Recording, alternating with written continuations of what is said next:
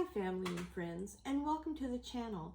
If you're new here, I'm Lonnie, and today we're going to dive into a topic I have been learning about since July of 2024, which is chronic kidney disease, otherwise known as CKD. And today we're going to explore how exercise will help heal the body. A quick recap for those who are new: I was diagnosed with stage 3B chronic kidney disease in July of 2024. And by October of 2024, I had reversed it to stage 2, and I'm still improving. I did this by changing the foods I was eating, which I have shared in previous videos. I have been learning so much about the food industry, which is scary, and I will save that for another video. But now I'm working on incorporating exercise into my daily routine. I am not a gym rat, not a fan of exercise, so there lies my challenge. However, I do like to play, so I'm looking for something that I enjoy and I can stick with. Now, before you think, oh no, not another fitness lecture, don't worry, we're going to keep this light, fun, and most importantly, doable. So grab your favorite drink, settle in, and let's talk about how moving your body can change your life, no matter your age or ability level. Now, let's face it, I'm in my 70s. I have an injury that prevents me from doing a lot of things I used to enjoy, but I'm not a quitter, and I will pivot until I find where I can succeed.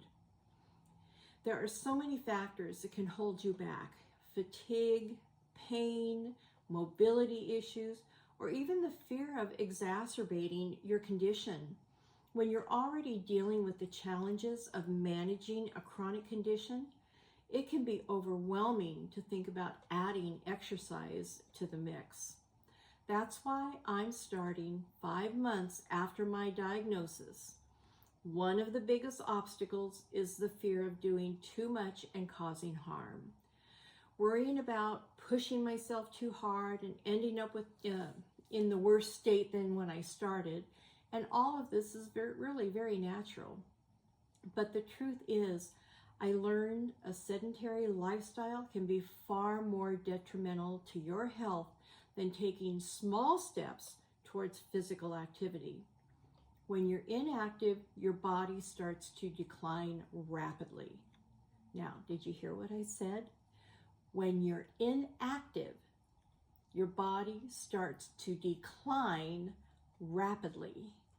Your muscles weaken, your bones lose density, and your metabolism slows down. It's a vicious cycle that can be tough to break. I know, I'm there. Exercise isn't just about losing weight or building muscle. It's about living your best life. For those of us with chronic kidney disease or even diabetes, regular movement helps. It can control blood sugar levels. You can maintain a healthy weight. You can improve kidney function by reducing stress on our bodies. It'll boost your balance, keeping you steady and reducing the risk of falling. And build strong bones and muscles, which is even more important as we age. Plus, here's the kicker, the key isn't about doing what everyone else is doing. It's about finding something you love to do so you'll actually stick to it. So let's talk options. No matter your fitness level or physical ability, there's something for everyone. Do you love music? Try dance classes or just groove in your living room. Trust me, your plants won't judge your moves. Need a low impact? Well, walking is amazing. You can start small, maybe 5-10 minutes, maybe down to the corner and back, and then finally around the corner, and work your way up. You know, there is an indoor walking YouTube channel that you can watch. It's pretty interesting, a lot of fun too. You enjoy socializing? Join a Tai Chi club or water aerobics. You know, the bonus to that is you're going to meet new friends, which can be kind of fun, and they'll encourage you. You prefer to stay home? Well, there are chair exercises, light stretching, resistant band workouts. On YouTube, there are stationary bike exercises you can do. YouTube is a great resource that you can find a lot of things that you can do at home. And for those of you who like adventure, well, try pickleball. That's real popular. Or go for a hike. It's great for your heart and your mood. In fact, I just purchased a mini trampoline to do what they call a light, healthy bounce to help drain the lymph nodes and build strength, balance, and muscle. So I'm anxious to see how that goes, especially with my ankle injury. So now remember, if you have mobility challenges or joint issues, there are plenty of seated and supported options to keep you moving and grooving. Let's see, sticking to an exercise routine, that can feel tricky, but here's the secret sauce. Make it something you enjoy and keep it simple. Schedule it. Pick a time of day that works best for you, whether it be morning, afternoon, or evening. Write it down like an appointment. This is all part of your self-care, which is really important. Track your progress. Celebrate small wins, whether you're doing one more rep or walking an extra block. Get a buddy, work out with a friend, or even your dog. Keep it fun and social. And lastly, mix it up. Try new activities to keep things fresh and exciting. You know, you don't have to be perfect. You just have to keep showing up. Every little bit counts. Maybe you don't feel like doing 10 minutes on the stationary bike, so do 5. You know, just show up. I started walking with a couple of friends, and I'm doing this on Monday, Wednesday, and Friday. And then on Wednesday and Friday, I'm also doing Tai Chi.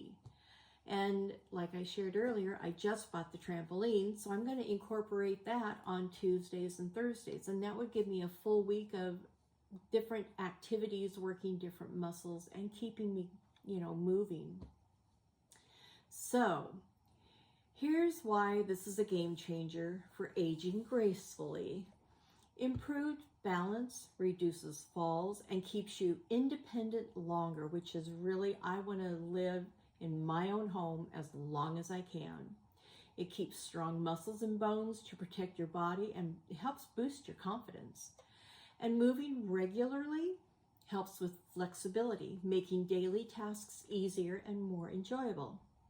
Plus, let's be real, who doesn't want to age like a rock star? Anyway, all right, it's your turn now. Tell me in the comments section what your favorite way is to stay active.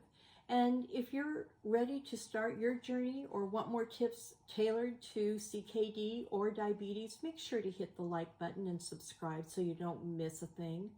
Remember, it's not about perfection. It's about progress. It's about pivoting to find where you're going to be able to succeed. So let's keep moving, keep smiling, and keep thriving together. Now, let's get in the kitchen and make a butternut sage soup, perfect for the cold weather ahead of us. So here we are in the kitchen, and I'm using this deep pan because I'm going to use my immersion blender to kind of blend up all the butternut squash. And I have some avocado oil in here heating up, and I diced up some onions. So I'm going to put these in here, and I'm going to start sauteing those and get them nice and translucent.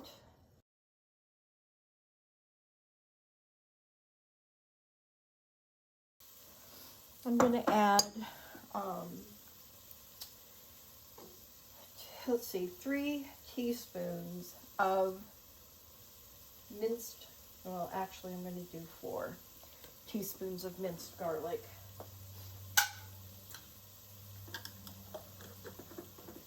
I'm really excited. I got garlic planted in the garden, and they're coming up. We should have some beautiful bulbs of our own garlic from our own garden, and the butternut squash is from our garden as well. So starting next year, I'm going to take you guys into our garden and show you what we're growing, and got a lot of fun things planned for next year.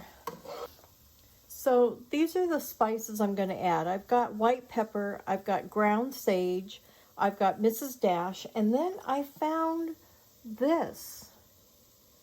Isn't that pretty interesting? 24 herbs and spices. And that's this one here. So I thought, I'm going to give that a try. I'm going to sprinkle this all in here.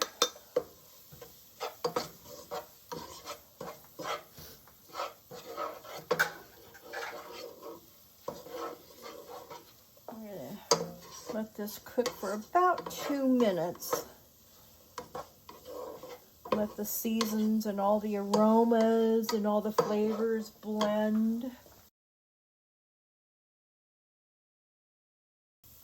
Okay, it's been about 2 minutes. I'm going to add 2 cans of chicken broth. I'm going to add, I shook this up, but it doesn't look like, there's 1, 2, 3, 4 tablespoons of coconut milk. And if I need to add more, I will.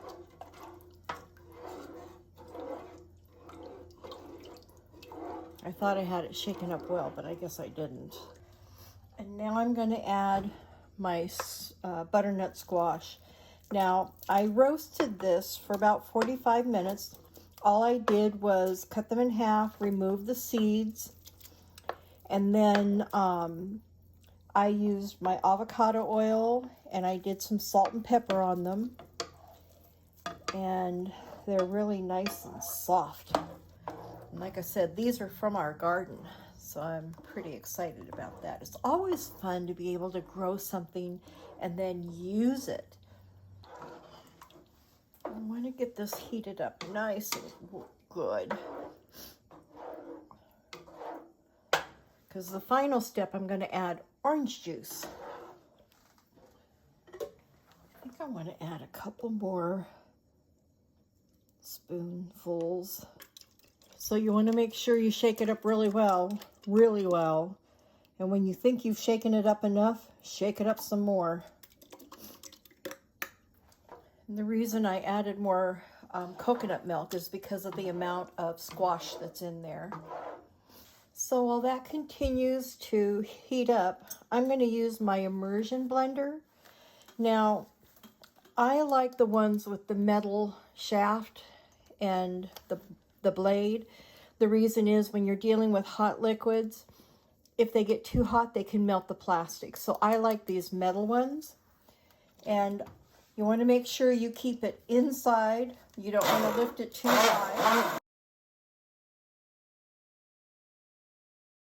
Now, because of my kidney disease, the only thing I did was salt and pepper the butternut squash when I roasted it in the oven. I didn't add salt to this, and Mrs. Dash doesn't have salt, and the Bragg's seasoning didn't have salt in it either, I didn't think. So only the salt that was used to season the butternut squash when I roasted it in the oven.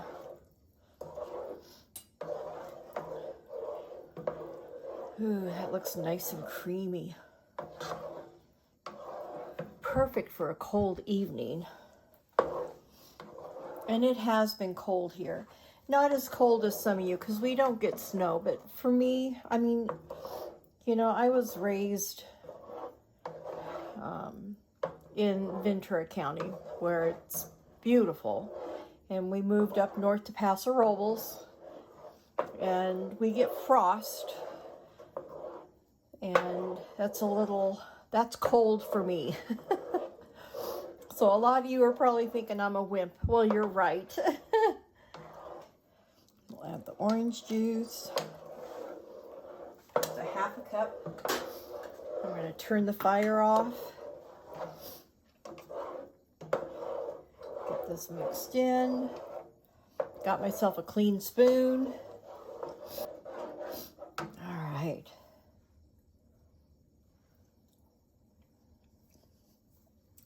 Oh my gosh. This is fabulous. This is a definite keeper. Oh, I'm going to have to share this with my daughter. She'll really like it too. So that's how easy it was. The thing that took the longest was roasting the butternut squash. And the oven does all the work. All I had to do was cut them in half. I did avocado oil, brushed it over top of the cut side, sprinkled them with salt and pepper, and then I roasted them with the cut side down. And it was on 375 for about 45 minutes. And you'll be able to know when they're done by using a fork. And if you can poke it with a fork and it's nice and tender, that's perfect. And they'll continue to cook when they're in the soup, and then you're going to puree it as well. So, oh, this is really good. I hope you've enjoyed this video, and I look forward to you joining me next week for more tips and recipes on dealing with chronic kidney disease. So until next week, make it a gorgeous day every day. Bye.